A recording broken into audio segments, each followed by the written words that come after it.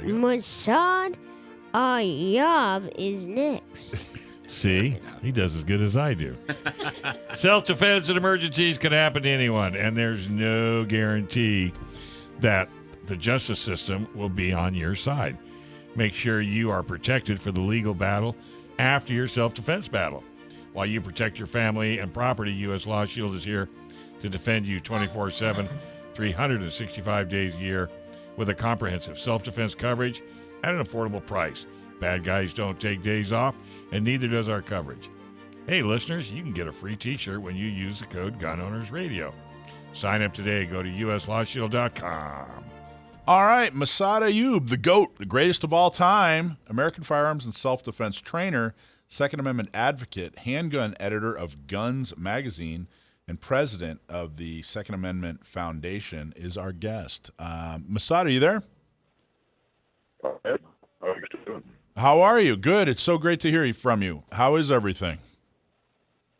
Doing well. Wife just got home from a pistol match. It's hard to find a better way to spend Sunday. Good. How did your pistol match go? It's great. We went with those guns, but it was the thing was done smoothly. The right trend. It was a lock, not chuck. And the club did a wonderful job. I think it went smooth. You know what? We're going to have to ask you a favor of you, my friend. Can you hang up and call back because you're breaking in and out really bad. I'll tell you what, I'll try all on our. All right, Okay. super. That All right. sounds great. Thanks, buddy. So those of you who haven't heard of Massad, he is kind of he was one of the first really big like published trainers, somebody that really kind of, one of the first that really fleshed out kind of the art and science of firearms training. What did you say? Am I putting that right, Joe? Yeah, and even well beyond that, what he's really well known for too is his expertise in the court. And he's a well-known expert witness and has been for a very long time. He's got several books out about the use of the use of deadly force and various self-defense things. So pretty much a legend in the gun community. He is. Massad, right. you back? You're back? Yes, I hope the connection is better. That is much better. Hey, right before you came on in our last segment, we were talking about media. And, we've done a good job. San Diego County Gun Owners has done a really good job of connecting with local media and being a source for media. And I made the point that I think for about the last 20, 30 years that a lot of the gun organizations have taken the wrong approach. And, it's a big blanket statement. Some have done a great job. Some have not done a great job. But there's been this kind of, hey, you know what? We're going to ignore the media. We never get a fair shake on the media. Therefore, we're going to leave it alone and just kind of have our own information channel for people to find. What are your thoughts on that? What are your thoughts on the Second Amendment and advocates and getting the message out when it comes to national media and local media? Well, I still think we have to reach out. Second Amendment Foundation does, certainly. Professor John Lott has had good luck doing so. It's an uphill fight, but if you keep looking, you'll find people who are open-minded enough to listen to us. I think you're right. Do you think that I think there are some obviously, slanted or biased folks in the media. I mean, that's not, that's not news. That's not a huge, declaration. But the non-op-ed folks. I mean, there are some op-ed shows where they're supposed to be giving their opinion, and they're obviously biased. But the actual anchors, the people that are really just there to cover the news, I don't think that they're so much pro or against guns or in general. They're really just trying to be dramatic, and they're looking for friction. They're looking for two sides of a story that where there's a lot of friction. I don't know. What are your thoughts on that? Well, I think that's true, but at the same time, if we are upfront with them, if we're open with them, if we can give them good, strong sound bites that make sense, we can still make our points with the media.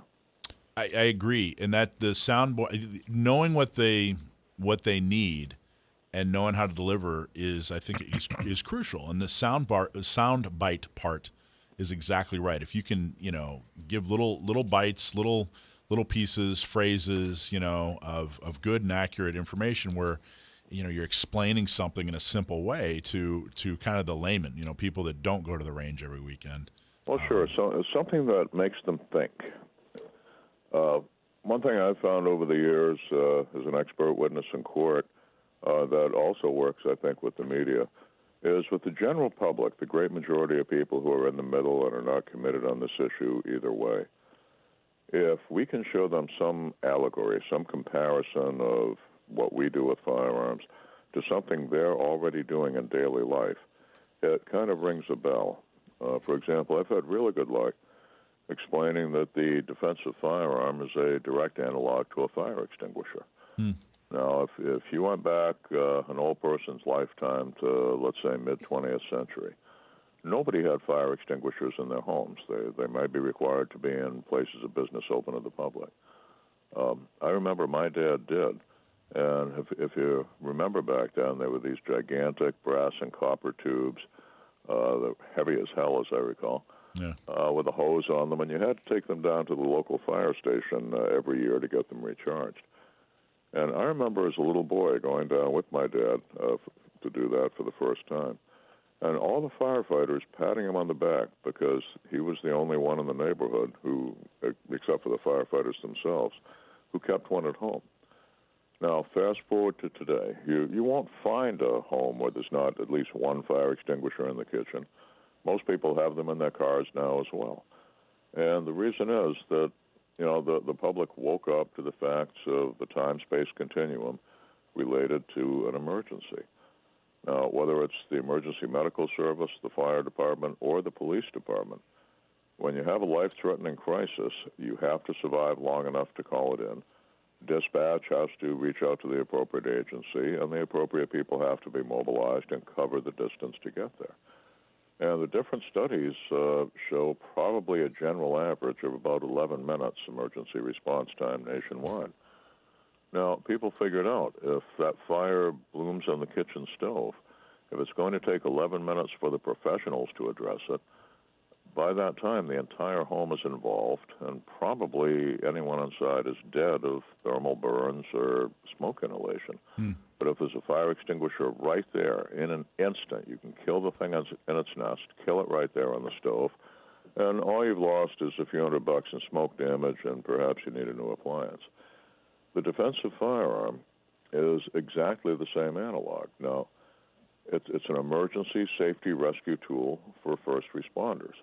And we have to remind the public, they call police and firefighters and paramedics the first responders. No, they're the first government first responders, the .gov first responders. In real-world emergency crisis, the first responder is the citizen who is there when the deadly danger immediately breaks out. And as soon as we can smother that fire on the stove, the better it's going to be. As soon as the individual can stop the threat of, let's say, the mass murderer with a deadly weapon, the home invader who's kicking down the door with a deadly weapon, the more innocent life is going to be saved. And people click with that. Yeah, I was going to say, wait a minute, I'm already doing half of what you're talking about. I understand the parallel. I get it now. And I've noticed more and more in the last few years, especially let's say 5 years, that the fire extinguisher comparison is getting a lot more popular. Whereas I think 15 years ago, people were talking about cars. They'd compare guns with cars, and what happens if you don't have a strong comparison, if you don't have an accurate analogy, I guess, is people get really, really hung up on the differences. If there are too many differences between the two, they get really hung up on the differences rather than paying attention to the point you're trying to make. And I think there are far fewer differences when you're comparing a fire extinguisher with a firearm. So I think you're absolutely right. I think it's a smart move. Well, we all do, here, you register your cars. Why won't you register your guns? Yeah. And my answer is twofold. First, there is no well-orchestrated movement trying to confiscate our automobiles. Yeah. But second, you're saying you want to register the firearms as a crime prevention measure. Yes, of course. And I asked them, do you realize the only people who would not have to register the firearms are the convicted felons? Look it up. For many, many years, the Supreme Court decision in Haynes, Haynes, if you want to look it up, Haynes versus United States, said you could not punish the convicted criminal, the felon, for not registering his firearm, because doing so would violate his Fifth Amendment rights against self-incrimination. Interesting. And people don't realize it. They look it up, and they realize the other side has been lied to. Now, we're dealing with the court of public opinion as both a police officer and an expert witness for the courts. I've had to deal with that with the typical jury, but I also try to look at what I call the final jury, the jury of public opinion. My definition of a jury is it's a 12-headed creature. If you add up all their IQs, they're going to come to way over 1,200.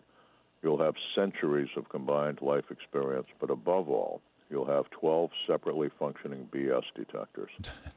And you ask anyone who's ever done jury duty, if one side of the case lied to you when you caught them in the lie, did you believe another word they had to say? And the answer universally is no. Interesting. If we can make the public themselves catch the other side in their lies, that is incredibly powerful.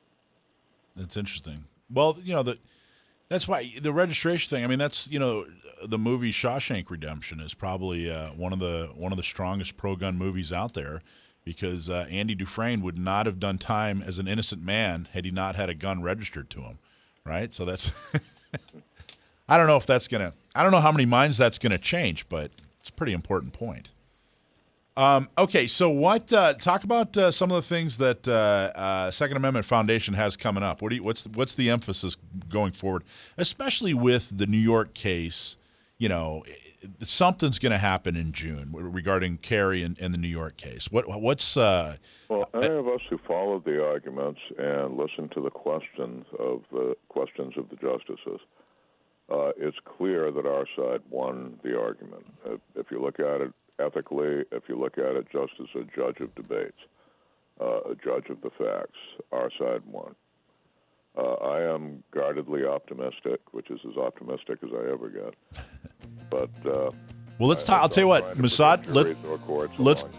Let's go to a commercial break, and then I really want to talk about this on the other side of the break. Okay? Hey, does selling your home feel overwhelming? Well, it doesn't have to be that way if you use Scott Vinson from Cold Wall Banker Royal Realty. Scott Vinson is the perfect guide to help you sell or buy your home. Scott has also been has been a San Diego County Gun Owner board member from the start. So if you're moving, let a fellow Second Amendment supporter and real estate broker, Scott Vinson, help you sell your home and find you a new home anywhere in the United States. Give him a call at 619-948-2459. Tell him you heard about him on Gun Owners Radio. That's Scott at 619-948-2459. Or you can go online to scottvinson.com. That's VINSON. All right, we're talking to living legend Massad Ayoob, and we were just talking about the New York case that went to the Supreme Court. It is a carry case, so it has to do with your right to bear arms, whereas the Heller versus D.C. case back in 2008 really had to do with your right to keep arms. And so this is a carry case that we hope will frankly change the world. Honestly, I don't think that's hyperbole, Massad. Do you? No, I don't at all. This is an equal rights case. If we go back and we look at history, in the beginning of this country, one did not need a permit to carry a firearm if one was legal to own one. Come forward into mid-19th century, after the Civil War, during Reconstruction, that was when we really saw the rise of the carry permit system. Primarily in the southern states. It was as if they were saying, oh my God, the blacks that we've oppressed are going to be free. We can't let them run around with guns because, they might take revenge for all that we've done to them. So we'll pass laws that you have to have a permit to carry a gun, and we'll make sure we elect a sheriff to issue the permits who only issue them to us. And if you actually look at the history of it, that was absolutely the core of it. Yeah. Fast forward to 1911, the Sullivan Act in New York, which is the cornerstone of the litigation we're talking about.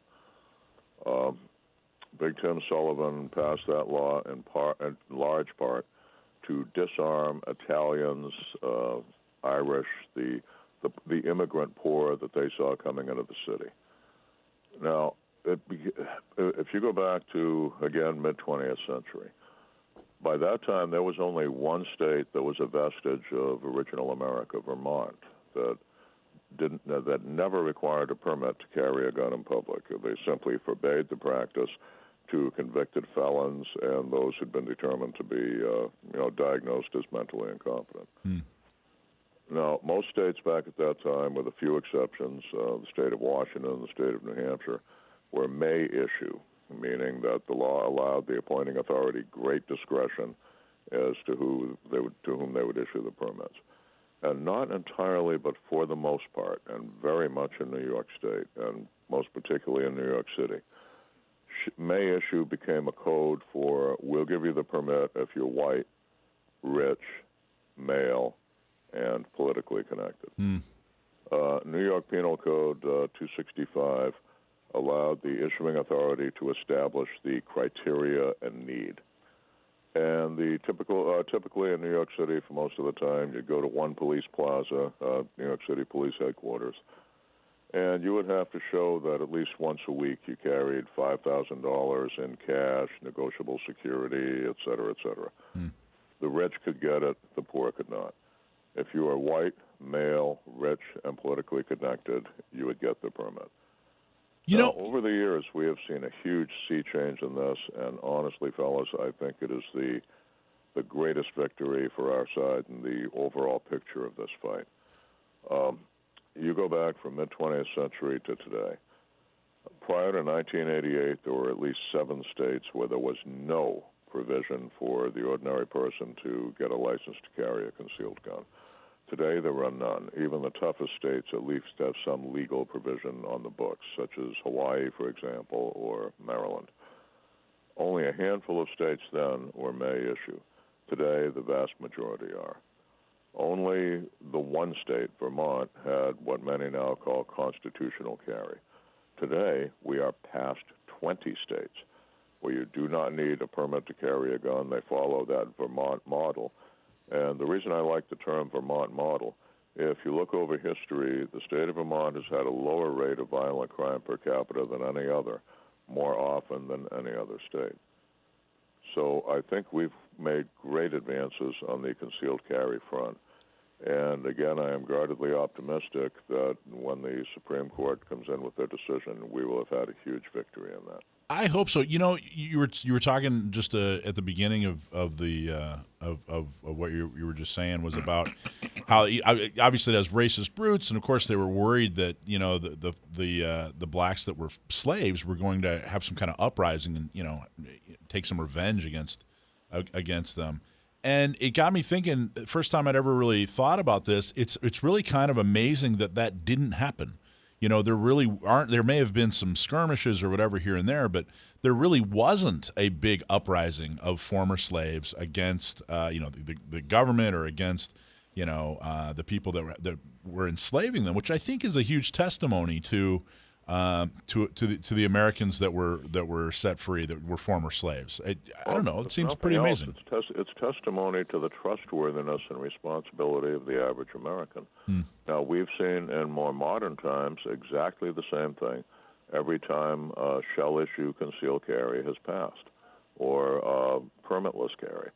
The other side said there'll be blood in the streets, they'll be shooting each other over parking spaces, and every single time that failed to materialize. And that came out, if you followed the arguments in the Supreme Court in the case we're discussing now, and was very powerfully delivered by our side. It was. In fact, they used San Diego. San Diego was one of the examples they used because, basically before 2017, you really, in effect, you really couldn't get a CCW in San Diego. And after 2017, we pressured the sheriff, and now you can get a CCW. And the attorney actually talked about San Diego specifically, saying that, hey, it's actually been a very successful program. And in fact, the same sheriff that was stopping CCWs from happening is now, he just stepped down a couple weeks ago, but is very proud of his CCW program. It's really, really, truly. And in fact, this is the first election in, I think, San Diego history, as near as I can find, that every major candidate who's running for sheriff is not only pro CCW, but they're kind of tripping all over themselves to get the CCW vote. So it's wonderful, and it shows just how effective San Diego gun owners have been. That group is a shining light for gun owner civil rights nationwide. Well, thank you. That means a lot. That's huge. But it's also, I think it shows not just a legal change or maybe a public policy change, but a cultural change. There's been an actual change in culture in San Diego, which I think if you get the right policies in place and you take the right steps to do that, that you'll actually have a cultural change. People will feel more comfortable about the idea of having their fire extinguisher when they leave the house. A threat extinguisher, as it were. Threat extinguisher? I like that. So let me ask you this. I had I don't know. I feel like this, just switching gears a little bit, going to training. It feels like to me that there are two kinds of gun people. There are those that train and those that do not train. And the ones that train, I feel is it controversial or inaccurate to say that the ones that train are probably overtrained?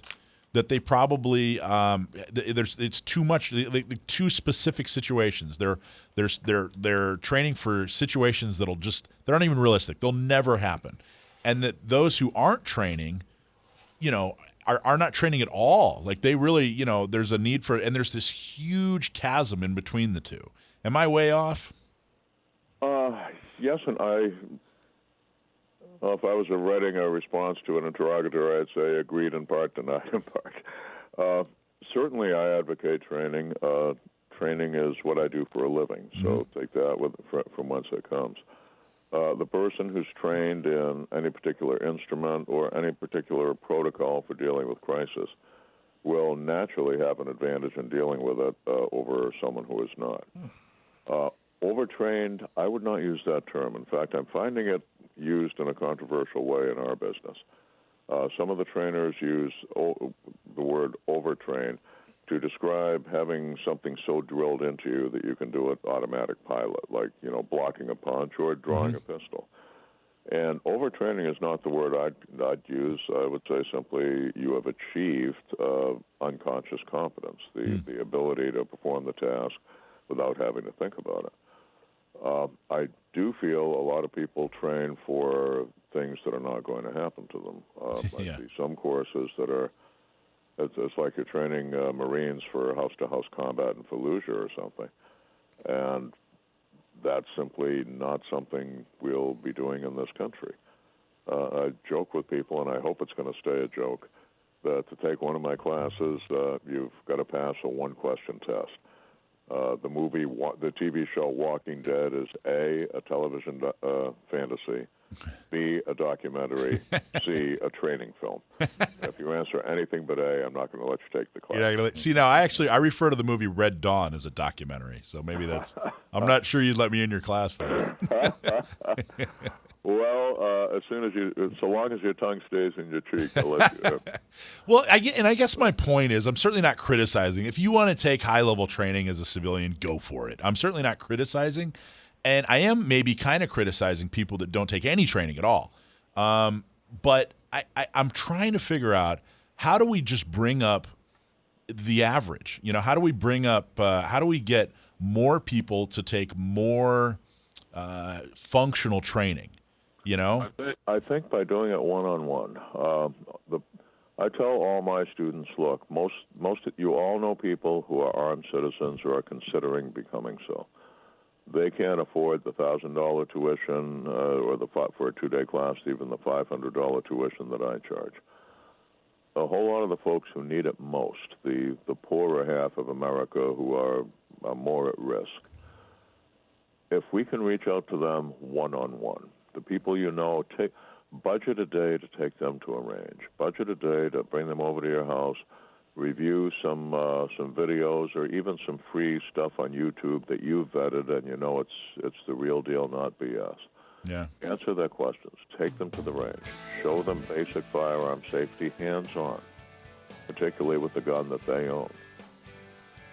All right, sir. Well, that was awesome as usual. Can't wait for the next time you call in. How do people follow you, sir? Well, I have a blog at backwoodshome.com. My training school we teach around the country, including California, is MassadAyoobGroup.com. That's MassadAyoob.com. My work appears in every issue of Guns Magazine, American Handgunner Magazine, and Combat Handguns Magazine, among others. And a lot of that is available online at gunsmagazine.com, backwoodshome.com, as I said, and AmericanHandgunner.com, and TacticalLife.com. All right. Very good. Look forward to interviewing you again down the road, sir. Take care, Well, folks. thank you, and keep up the great work you've been doing. All right. Thanks for watching this clip from Gun Owners Radio. You can watch us live every Sunday from 4 to 6 p.m. California time, right here on our YouTube channel, or if you're in the San Diego area, you can listen to us on 1170 a.m. We're also available on your favorite podcast platform for free. Don't forget to like and subscribe so that you can help restore and protect the Second Amendment, not just in California, but across the country.